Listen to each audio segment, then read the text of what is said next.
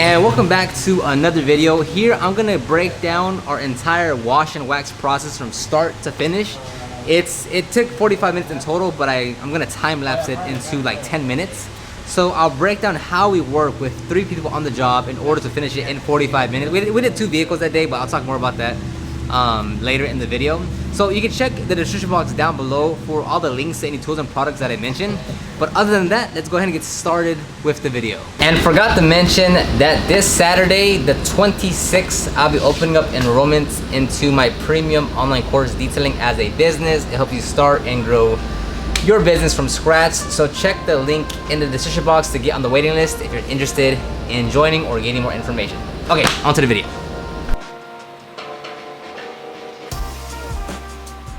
Alright, so starting off is we're simply gonna pull out the hoses and the tools that we need.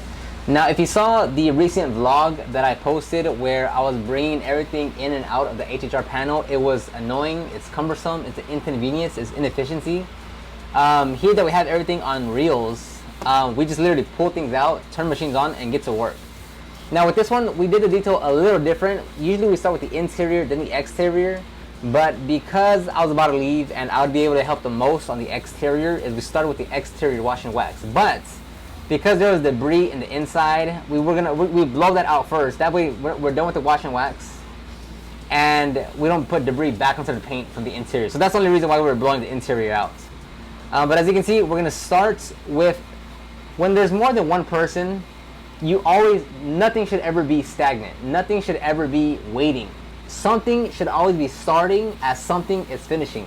So as we're wrapping up the wheels and tires, the next person will start the wash. Or as we're wrapping up the wash, someone else is starting the cleaning. So something is always starting, something is always finishing throughout the entire detail. There's never a point when we're all just waiting around, unless it's the iron remover part and we're just waiting for it to do its work, and then we rinse it off. Other than that, something always needs to be starting and something always needs to be stopping.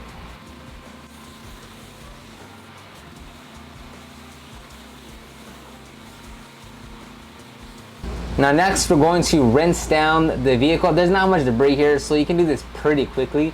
We need to get better at this and maybe not do it as thoroughly, because this vehicle did not have loose debris on the vehicle. So really, the rinse part didn't really do much. So now we're gonna foam it down, and we do a towel wash method. So we have several towels in there, and we're gonna wash it and flip the side once one side gets too dirty. You couldn't tell, but there is a little bit of a layer of dust and dirt. So it wasn't caked on by any means, but there was a level of dirtiness to the vehicle.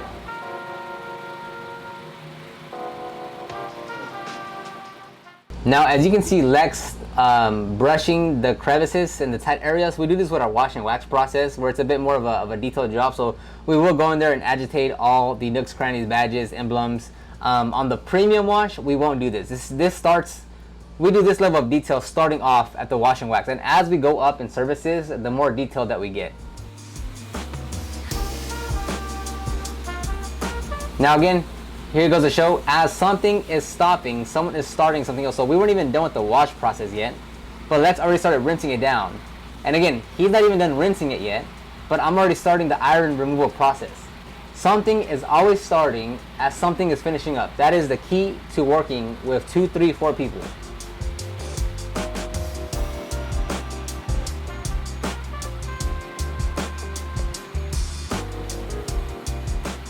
Now Lex is just touching up some bugged areas or some tar. Now what's funny is that I service this customer almost every year for the last two or 3 years, I think.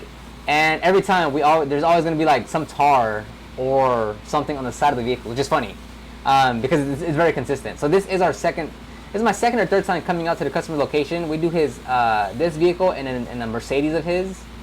Now the way we increase pricing on repeat customers is that we will honor the last pricing that we did for one more visit, and on the next visit it'll be at our updated pricing. So last year I did a wash and wax and a basic interior cleaning on both their vehicles for $140 each on the outside and $30 on the inside. So $140 and $30 to $170 per vehicle. So I told this customer, hey look, we'll honor last visit's pricing, which would be $170 a car, And on the next vehicle, on our next visit, it'll be at our updated pricing of XYZ. So here, for 2 vehicles, both wash and wax, both basic interior cleaning, it was $340, and we finished it in about 2 hours. So it still worked out in our favor, but that's how we go about dealing with repeat customers and increasing our pricing. Now, as you can see, Lex is using a mask to keep them warm. They can do what they want, like if they want to wear a hat, if they want to put that on, if they just, we have electrolytes in the van, drink plenty of water. We always encourage everyone, drink water, take a break, drink electrolytes. Like, that's very important because it gets hot.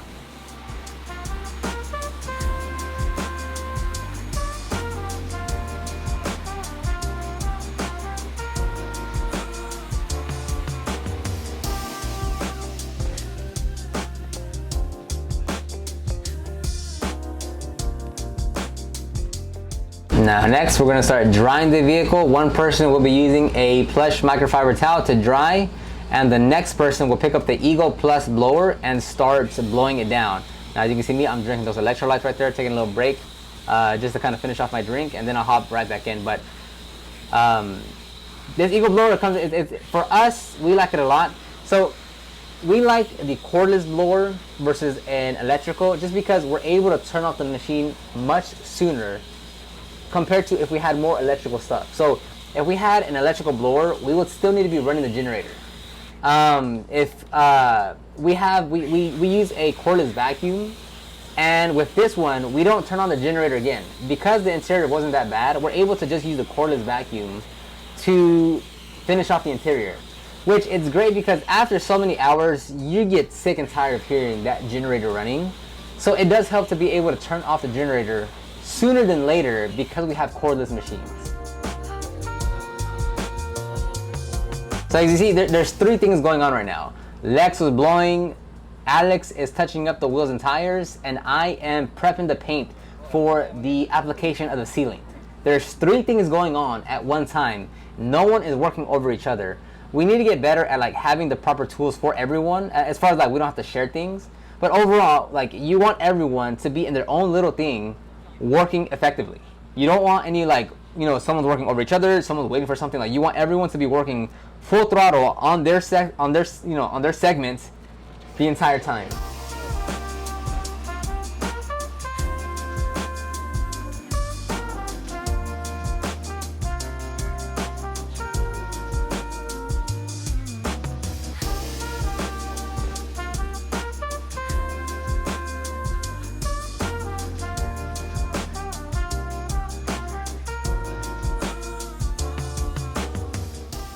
Here's a little tip, is that we had just a little bit of shade to cover the vehicle from those trees.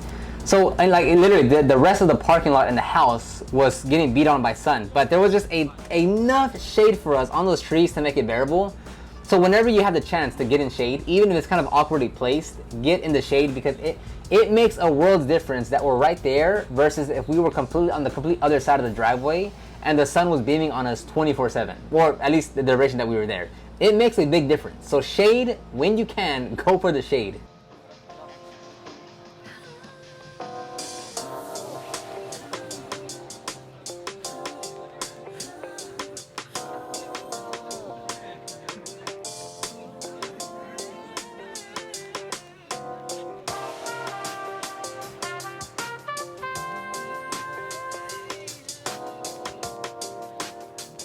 Now, as you can tell, it was almost seamless on wrapping everything back into the interior. That was it. If you looked at my other video that I posted recently of the vlogs, you can see how much effort and time it takes to load everything back into the vehicle. With this one, we literally just reeled everything back, put a few things back in the van, and that's literally it. The breakdown and put up time of the tools and equipment is minimal with this type of setup. Now, I know a lot of people might be asking, why do you have 3 people in the vehicle? Well, remember, when I go out there, I go out there to get content. But since I'm already out there, I might as well just get in there and help, right? So that's why I end up working most of the time, because like I'm already there to get content, and then I just don't want to be like filming and not helping. So I'm like, you know what? I'll just time lapse it and I'll help you guys out. So that's why there's 3 people on here. It would have just been 2 people and it would have finished like in 2 hours and 30 minutes. But because I was there, I was filming, I was like, I might as well just jump in and help you guys out. That's why there's 3 people on the vehicle.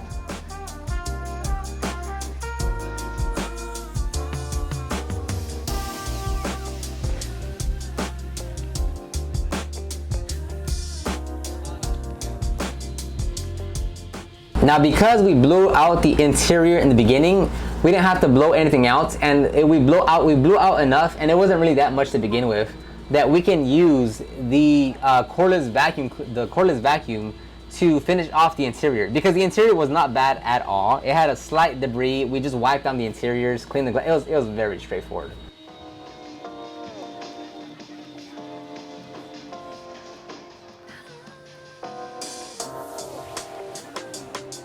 Alright, and that's gonna wrap up this video. Hopefully you took some nuggets of information from this video. If you have any comments, questions, concerns, if you want a different topic, let me know in the comment section down below.